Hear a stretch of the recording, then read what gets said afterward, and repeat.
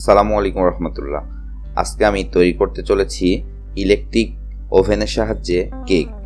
এই electric oven দিয়ে খুব সহজেই বাড়িতে এরকম স্পঞ্জি কেক তৈরি করতে পারবেন। চলুন রেসিপিটি আপনাদের সাথে শেয়ার করি।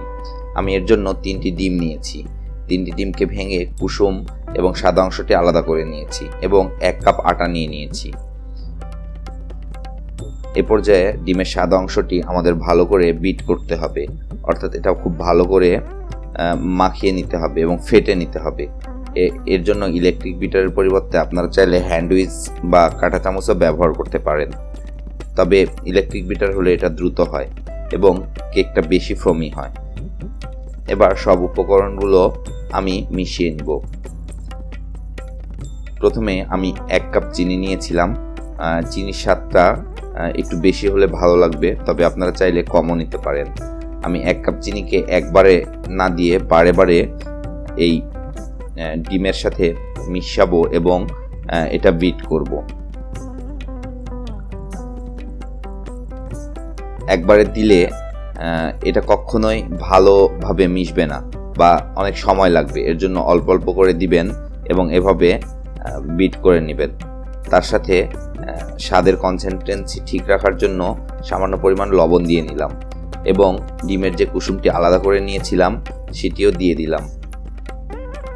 এবার এই ডিমের মিশ্রণটা একদম ফ্রমি হওয়া পর্যন্ত আমি বিট করতে থাকব। হয়ে গেছে। এ পর্যায়ে আমার শুকনো উপকরণগুলো মিশিয়ে নেওয়ার পালা।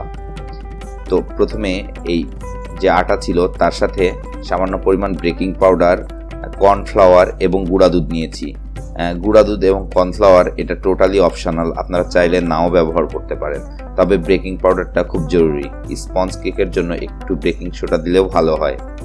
এবার শুকনো উপকরণগুলো এই ব্যাটারটির সাথে খুব ভালো করে মিশিয়ে নিব। আমি অল্প অল্প করে দিব এবং মিশাবো, তাতে মিশাতে কষ্ট কম হবে। এবং এখানে কিন্তু একদম বেশি তাড়াহুড়ো করা যাবে না এবং জোরে জোরে মিশানোর ট্রাই করা যাবে না।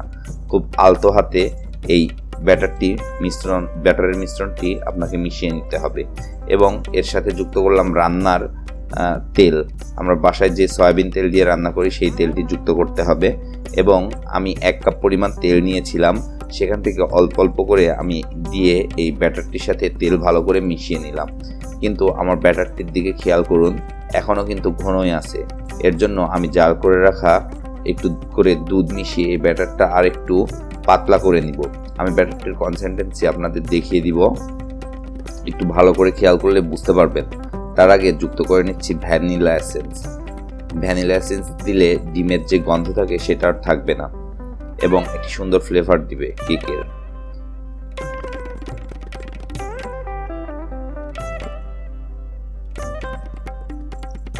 তো দেখুন ব্যাটারের কনসিস্টেন্সিটা দেখুন কি পাতলা হয়েছে।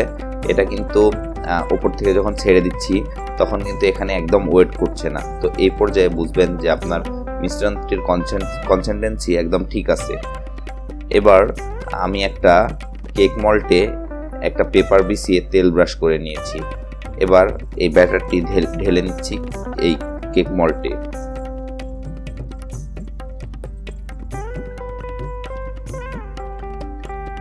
এবং এটা খুব ভালোভাবে সেট হয় যেন সেদিকে খেয়াল করবেন। এবং এর ভেতরে এয়ার বাবলস থাকতে পারে, এজন্য একটা টুথপিক বা কাঠি দিয়ে ভেতরটা একটু ভালো করে নেড়ে নেবেন, তাহলে আর কোনো এয়ার বাবলস থাকবে না। তো চলুন এ পর্যায়ে আমরা ওভেনে চলে যাই। তো ওভেনটা আমাদের সঠিক কিভাবে ব্যবহার করব সেটা জানা জরুরি। এর জন্য আমি প্রথমেই এটার টেম্পারেচার ঠিক করে দিচ্ছি 160 ডিগ্রি। তার সাথে আমি দিয়ে নিলাম 2 পাশ থেকে যেন হিট হয় সেই জায়গায় দিয়ে নিলাম, অর্থাৎ আমার উপরে এবং নিচ 2 জায়গা থেকে হিট হবে। এবং 45 মিনিট টাইমার দিয়ে নিলাম। 45 মিনিট পর ফিরে আসব। তো এর মধ্যে আমার বিদ্যুৎ চলে গিয়েছিল, যার জন্য আমার একটু বেশি সময় লেগে গেল। এবং বিদ্যুৎ চলে গেলে আপনারা বের করবেন না, ঠিক যে জায়গায় বন্ধ হয়েছিল ওখান থেকে চালু হবে, শুধু টাইমটা ঠিকঠাক দিয়ে দিবেন। দেখুন উপরের কালারটা কত চমৎকার এসেছে, খুবই সুন্দর লাগছে দেখতে। তো এরকম 3টি ডিম দিয়ে একটা ফ্যামিলি সাইজ কেক বাসায় তৈরি করে আপনারা খেতে পারেন সকাল বিকালের নাস্তা হিসাবে। তো তো ডিমল্ট করে নিলাম। তো ওই যে বললাম যে বিদ্যুৎ চলে গেছিলো, আসলে বিদ্যুৎ একবার চলে গেলে টাইমটা তো ঠিকঠাক হয় না, তো যার জন্য আমার একটু লেগে গেছে নিচে, খুব বেশি না, সামান্যই। তো তাছাড়া একদম পারফেক্ট, এবং এটার জন্য খেতে মনে হয় আর একটু বেশি টেস্ট হয়েছিল। তো এইভাবেই চাইলে আপনারা বাসায় বানিয়ে নিতে পারেন। তো কেমন লাগলো আমাদের ভিডিও জানাবেন। নতুন ভিউয়ার্সরা অবশ্যই আমাদের চ্যানেলটি সাবস্ক্রাইব করে আমাদেরকে সহায়তা করবেন, আর এরকম কেক বানিয়ে বাসার সবাইকে খাওয়াবেন। ধন্যবাদ সবাইকে। আসসালামু আলাইকুম রহমতুল্লাহ।